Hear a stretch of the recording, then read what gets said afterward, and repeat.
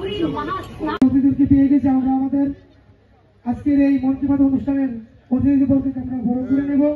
আমি বরণ পাসওয়ার্ড যদি আমরা একজন আরেকজনের জানি, তাহলে আমরা একজন আরেকজনের ভিতর আমরা ঢুকতে পারবো।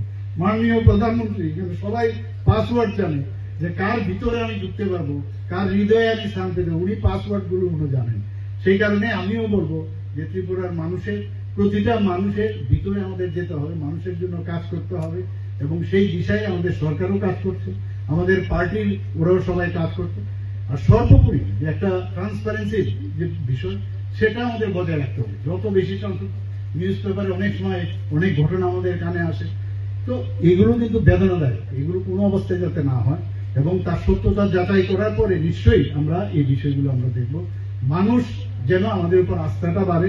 মাননীয় প্রধানমন্ত্রীজির উপর আস্থা রেখেছেন, তো আমাদের উপর আস্থা রাখতে হবে সবার, কারণ আমরাও মাননীয় প্রধানমন্ত্রীজির উপর আস্থা আমরা আছে বলেই আমাদের উপর অন্যদের যদি আস্থা থাকে, তবেই এই যে একটা স্টেপ বাই স্টেপ প্রসেস, সেটা কিন্তু অনেক বেশি আরো দৃঢ় হবে। আমি আশা করি সবাইকে আজকে এখানে উপস্থিত থাকার জন্য এই এপিসোডে মন কি বাত অনুষ্ঠানে হার্দিক অভিনন্দন।